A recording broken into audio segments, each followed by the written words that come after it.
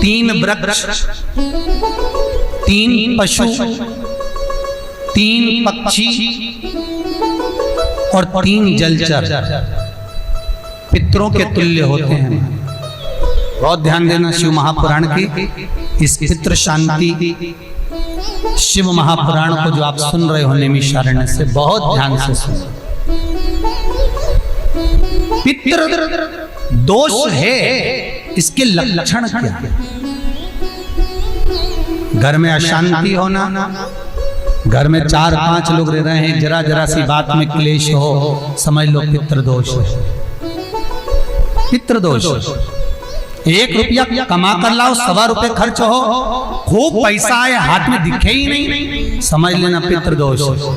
4 दिन दुकान अच्छी चले, बाकी के समय बैठना पड़े, समझ लेना पितृदोष। घर में बच्चे चिड़चिड़े हो जाएं, गलत संगति में डूब जाएं, समझ लो चिड़चिड़ हो रहे हैं, पितृदोष। घर के बच्चे माता पिता का आदर ना करें, सम्मान ना करें, तेज आवाज में बात करें, समझ लो पितृदोष।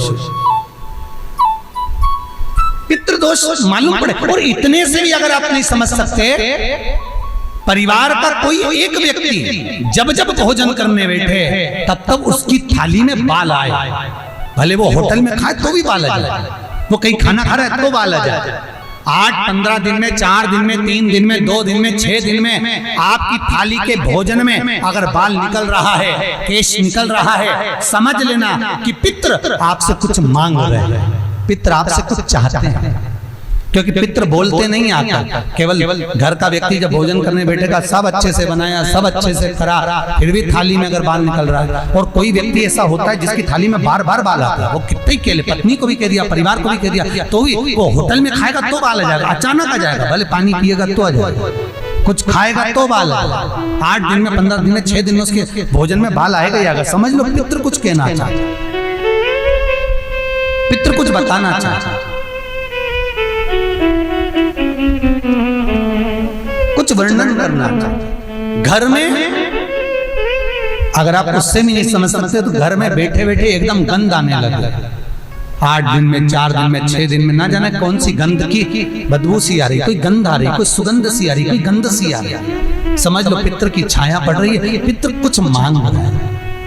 8 दिन में, 15 दिन में कोई भी अगर आपको नहीं आएगा तो कोई दूसरा कहेगा आज घर में ऐसी गंध क्यों आ रही है, कोई आकर कह देगा गंध क्यों आ रही है। उसका मतलब है पितृ आपसे कुछ मांग रहा है, कुछ कहना चाहता है,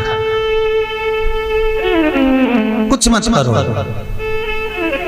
अगर ज्यादा लगता है कि हमारे घर में पितृदोष है, पैसे नहीं आ रहे, लक्ष्मी नहीं टिक रही, पीपल के पत्ते पर श्राद्ध पक्ष की एकादशी के दिन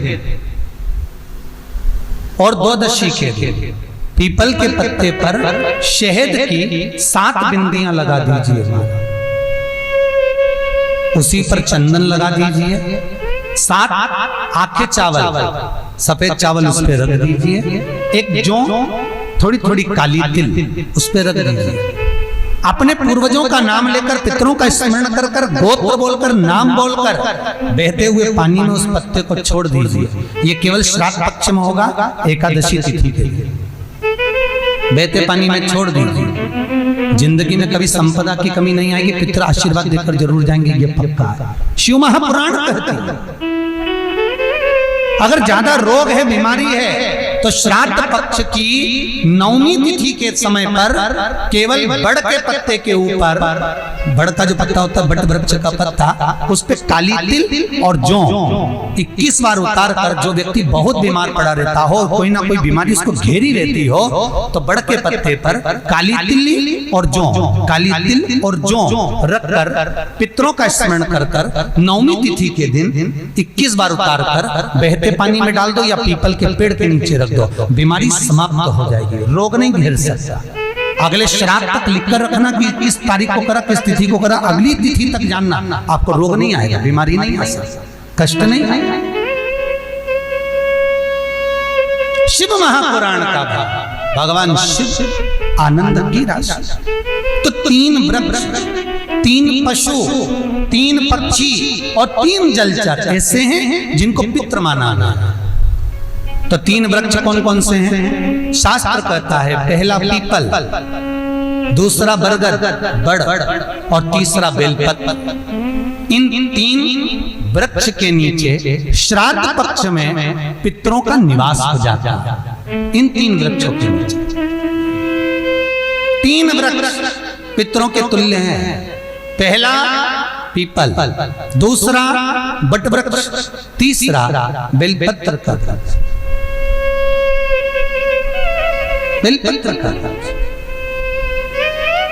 कभी अनायास श्राद्ध पक्ष में आप कुछ भी ना कर पाए, कुछ भी ना कर सकते हो, तो एक पत्ते के ऊपर कोई सा भी पत्ता ले लो, चाहे पान का ले लो, कोई पीपल का ले लो, कोई भी पत्ते के ऊपर एक कुड़ी, थोड़ा मीठा थोड़ा नमकीन रखकर अपनी कामना कर अपने पूर्वजों के लिए इन 3 वृक्ष के नीचे 16 श्राद्ध में किसी भी एक दिन आपको भोजन को रखकर आ जाइए। अपनी कामना कर सुख का अनुभव होगा, पितरों को शांति मिलेगी। 3 वृक्ष पितरों के तुल्य हैं।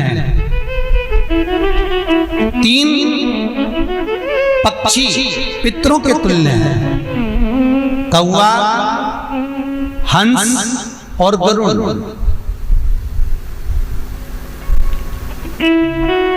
एक कौवा और एक स्वान, कुत्ता, ये 2 ऐसे होते हैं जिनको 20 मिनट पहले, आधे घंटे पहले, 1 दिन पहले, 24 घंटे पहले, 48 घंटे पहले क्या होने वाला होता है, कौवे को और स्वान को भान हो जाता है।